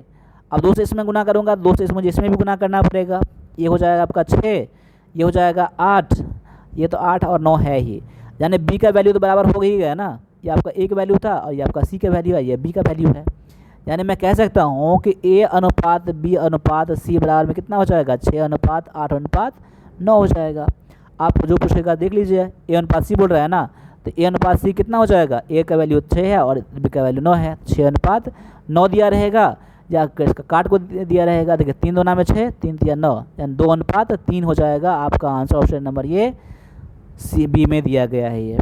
ठीक है, क्वेश्चन इतना आसान पूछा जाता है, लेकिन आपको देखने से ही बहुत सारे बच्चे डर जाएंगे। ठीक है, अब यहाँ पर आगे आ जाइए। अगले क्वेश्चन में है कि 25 आदमी एक काम को 20 दिन में कर सकते हैं, तो उसी काम को 10 आदमी कितने दिन में पूरा करेंगे। अब देखिए यहाँ पर इसके लिए मैं एक फॉर्मूला बता रहा हूँ, M1 इंटू में D1 बराबर में M2 इंटू में D2 कर दीजिए। M1 कितना है 25, पहले M यानी कि पहले कितने लोग, पहले 25 लोग। ठीक है, अब कितने दिन लगते थे, तो 20 दिन लगते थे, 20 मैंने कर दिया। अब कितने लोग हैं, 10 लोग हैं ना, और कितने आदमी ये दिया नहीं है, वही पूछ रहा है ना, तो यहाँ D कर दीजिए। यही तो आपको पता करना है, यानी कि D मतलब डे, कितना दिन।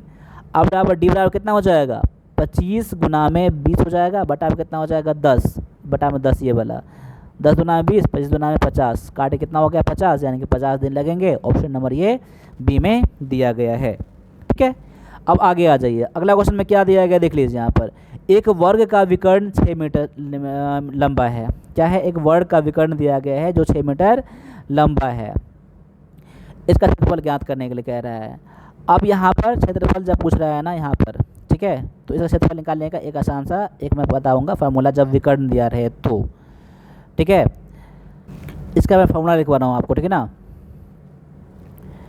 एरिया ऑफ अ क्या वर्ग है ना, स्क्वायर, ठीक है ना, स्क्वायर। इसका फार्मूला होता है, विकर्ण को हम क्या बोलते हैं, डायगोनल कहते हैं, यानी डायगोनल का स्क्वायर बटा में 2, ये फार्मूला होता है, ठीक है ना, ये फार्मूला होता है।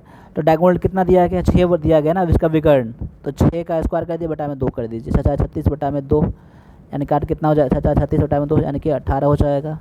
18 वर्ग मीटर क्या हो जाएगा, इसका आंसर निकल के आ जाएगा। ऑप्शन नंबर आपका बी आंसर हो जाएगा। ये बिल्कुल ही आसान सा फार्मूला था, ठीक है ना। अगर मैं वर्ग की क्षेत्रफल के बारे में बात करूँ, एक और क्या होता है, भुजा स्क्वायर, यानी कि साइड का स्क्वायर, साइड का स्क्वायर होता है ना, ये वर्ग का क्षेत्रफल जब आपका भुजा दिया रहे तब।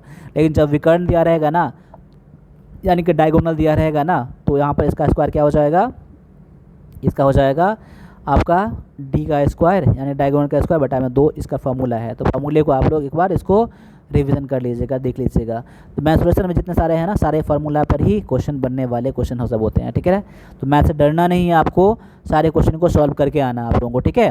चलिए अगले क्वेश्चन में आ जाइए। अगला क्वेश्चन में क्या दिया गया है, यदि वृत्त का परिधि 88 मीटर है तो उसका त्रिज्या ज्ञात करने के लिए बोल रहा है, ठीक है ना। तो यहाँ पर देखिए त्रिज्या, अब परिधि दिया गया ना, त्रिज्या मतलब क्या होता है, रेडियस बोल रहा है आप निकालने के लिए। तो वृत्त का परिधि का फार्मूला क्या होता है, यानी कि सर्कमफ्रेंस ऑफ ए सर्कल क्या होता है, मैं इसका डायरेक्टली फार्मूला लिखा हूँ यहाँ पर 2 पाई आर। 2 पाई आर, अब देखिए 2 पाई आर मतलब क्या है, कितना दिया गया है, तो 88 मीटर तो दिया ही गया है। अब काट लीजिए, 2 इंटू में आपका पाई की वैल्यू कितना होता है, 22 बटा में 7 होता है, और गुना में रेडियस तो आपका दिया ही है और 88 है। अब क्या करना है, काटना है आपको, या फिर आर बराबर डायरेक्टली कर लीजिए, यानी कितना हो जाएगा 88 गुना में 7 बटा में 22 गुना में आपका 1 बटा में 2 हो जाएगा। ऐसा मैंने क्यों किया, इसको मैंने दोनों को मैं क्या कर दिया हूँ, इस तरफ ला दिया हूँ ना। तो अभी दोनों गुना में है, अब इस तरफ आएगा तो ये तो उल्टा हो जाएगा भाग में आकर, ये आपका ऊपर में है कुछ नहीं है, तो ये नीचे में आपका आ गया। बस इसको ऐसे ही करते हैं। अब काट लीजिए यहाँ पर 22 चौका में 88, और यहाँ पर 2 से काटूंगा तो 2 दूना 7 दूना में 14, यानी कि रेडियस कितना आ गया, तो 14 मीटर आपका आंसर आ गया। ऑप्शन नंबर किस में दिया गया है, ये आपका बी में दिया गया है। अब यहाँ पर अगले क्वेश्चन को देख लीजिए, यहाँ पर क्या दिया गया है कि एक आयत की लंबाई 20 मीटर और चौड़ाई 15 मीटर है, उसका परिमाप क्या होगा। आपका लेंथ दिया गया है 20 मीटर और ब्रेथ कितना दिया गया है, तो विड्थ कितना दिया गया है, तो आपका दिया गया है 15 मीटर। इसका परिमाप यानी कि इसका सर्कमफरेंस कितना होगा, ठीक है, पैरामीटर कितना होगा। यहाँ पर parameter of a rectangle, rectangle इसका फार्मूला क्या होता है, रेक्टेंगल 2 इंटू में लेंथ प्लस में ब्रेथ फार्मूला इसका होता है, ठीक है ना। आपको लेंथ तो दिया ही गया है ना, लेंथ आपका दिया गया है, आपका ब्रेथ दिया गया है ना, तो 2 इंटू में लेंथ आपका 20 कर दीजिए और ब्रेथ कितना दिया गया है 15 कर दीजिए, ठीक है। यानी कह सकता हूँ इसको मैं यहाँ पर 2 इंटू में कितना हो जाएगा 35 हो जाएगा, और यानी कि 35 गुना में 70, यानी 70 मीटर क्या हो जाएगा, इसका आंसर हो जाएगा ऑप्शन नंबर ये बी में दिया गया है। तो मैथ्सोल्यूशन में क्षेत्रमिति में आपका फार्मूला जो है ना बहुत ज़्यादा इंपॉर्टेंट हो जाता है। पैरामीटर ऑफ ए रेक्टेंगल था यहाँ पर, ठीक है, रेक्टेंगल, ठीक है। चलिए अगले क्वेश्चन देख लीजिए। यहाँ पर अगला क्वेश्चन में क्या दिया गया है, 6 संख्याओं का औसत 14 सेंटीमीटर, 14 है। यदि 5 संख्याएँ इतना दिया गया है तो छठी संख्या क्या है। अब देखिए 6 संख्याओं का योग कितना हो जाएगा, यहाँ पर देखिए 6 संख्याओं का योग कितना हो जाएगा, इसका योग हो जाएगा 14 गुना में 6, यानी 14 छक्के 84, ठीक है ना। अब इसमें से 5 संख्या दिया ही गया है ना, अब क्या कर लीजिए 84 में से क्या कम करना है आपको, ये सभी 5 संख्या यानी कि 27 प्लस में 8 प्लस में 10 प्लस में 15 प्लस में 20। अब इतना घटा का आएगा ना, वही आपका आंसर यहाँ पर देखने के लिए मिल जाएगा, ठीक है ना। इतना कर लीजिएगा आप लोग, ठीक है। चलिए अब अगला क्वेश्चन में क्या कह रहा है, किसी संख्या का 8 गुना 120 है तो वह संख्या क्या है। अब यहाँ क्या मान लीजिए, संख्या मान लीजिए, नंबर मान लीजिए, कितना मान लीजिए, x मान लीजिए। अब x मानेंगे ना, x का 8 गुना कितना है 120 दिया गया है, तो x बराबर कितना हो जाएगा 120 बटा में 8 हो जाएगा, 15 8 120, यानी x बराबर कितना आ गया, तो 15 आ गया। आपका आंसर ऑप्शन नंबर ये सी में दिया गया है। देखिए क्वेश्चन नंबर 50 में क्या दिया गया है, 2 क्रमागत सम संख्याओं का योग क्या होगा जिसकी वर्गों का अंतर 84 है। यानी बोल रहा है 2 कंसेक्यूटिव इवन नंबर है, जिनका सम कितना दिया गया है, डिफरेंस कितना दिया गया है, 84 दिया गया है। तो यहाँ मान लूँगा मैं क्या, पहला इवन नंबर मान लूँगा मैं, कितना मान लूँगा मैं, नंबर कितना मान लूँगा, x मान लूँगा। और दूसरा क्या मान लूँगा मैं, दूसरा इवन नंबर क्या हो जाएगा, दूसरा इवन नंबर हो जाएगा x+2 हो जाएगा, क्योंकि इवन नंबर दिया गया है ना, यहाँ तो 2 ज़्यादा करके आएगा ना, लगातार बोल रहा है तो, ठीक है। अब क्या हो जाएगा, दोनों का वर्गों का अंतर बोल रहा है ना, तो x+2 का होल स्क्वायर माइनस में x का स्क्वायर बराबर में आपको 84 दिया गया है ना। दोनों का अंतर बोल रहा था, इसलिए हमने क्या किया था, माइनस किया है। अब क्या कर लीजिए, दोनों का फार्मूला निकाल लीजिए। ये क्या हो जाएगा आपका, ये x² हो जाएगा प्लस में 2ab यानी से फार्मूला होता है ना, a+b का होल स्क्वायर फार्मूला होता है ना, 2ab 2a है ba है, 2 दूना 4x हो जाएगा ये, और प्लस में 2 दूना में 4 हो जाएगा ये, ठीक है। माइनस में ये हो जाएगा x² बराबर में 84। अब क्या हो जाएगा, ये x² ही दिया गया ना, ये और ये कट जाएगा, क्यों कट जाएगा, कुछ नहीं था, यहाँ प्लस में यहाँ पर है, ये माइनस में है, दोनों कट जाएगा। बचा क्या आपके लिए, बचा आपका 4x प्लस में 4 बराबर में 84 बचा, ठीक है। अब यहाँ पर हो जाएगा 4x बराबर में कितना हो जाएगा, 84 माइनस में 4। अब मैंने x वाला को, मैंने 4 वाला को यहाँ कर दिया, तो अब प्लस में तो माइनस में आ जाएगा यहाँ पर, ठीक है। अब क्या हो जाएगा, 4x बराबर कितना हो जाएगा, 84 माइनस 4 यानी कि 80, यानी कि आपका x बराबर कितना हो गया, 80 बटा में कितना हो जाएगा 4, काट कितना आ जाएगा 20 का 80 ना, तो आपका आंसर कितना निकल के आ रहा है, 20 निकल के आ रहा है। तो बोल रहा है आपको यहाँ पर दोनों का योग कितना होगा। अब दो क्रमागत संख्याओं का योग क्या होगा। अब x का मतलब आ गया 20, ये आपका हो गया 20, ठीक है ना, आपका हो गया 20 ये, और ये कितना हो जाएगा 22 हो जाएगा ना ये, क्योंकि x+2, तो x वैल्यू कितना दिया गया था, 20 दिया गया था ना। तो अब बोल रहा है दोनों का योग, एक संख्या निकल के आपको आ गया 20 निकल के आ गया, और ये निकल के आ गया 22 निकल के आ गया, दोनों का योग कितना हो जाएगा, दोनों का सम कितना हो जाएगा, दोनों का सम कितना हो जाएगा, 20 प्लस में 22 कर दीजिए, यानी कि 42 हो जाएगा। आपका आंसर ऑप्शन नंबर किस में दिया गया है, ये तो आपका बी में दिया गया है, ठीक है। तो यहाँ पर हमने अभी टोटल 50 क्वेश्चन करवाया है। और लास्ट में मैं बोल रहा हूँ, क्लास आपको अच्छा लग रहा है ना, तो क्लास आपको लाइक करना ज़रूर, और सब्सक्राइब अभी तक नहीं करा है, सब्सक्राइब भी जरूर कर लीजिए। और साथ में वीरपथ के एप्लीकेशन को डाउनलोड करके आप लोग 30 टेस्ट जरूर ज्वाइन कर लीजिएगा, ठीक है ना। 30 टेस्ट दिया गया है, उसको जरूर ज्वाइन करिएगा। सभी बच्चों से मैं बोल रहा हूँ, आपके लिए बहुत ज़्यादा फ़ायदेमंद रहने वाला है। तो मिलते हैं अगले क्लास में, तब तक सभी से फिर से जय हिंद, जय भारत।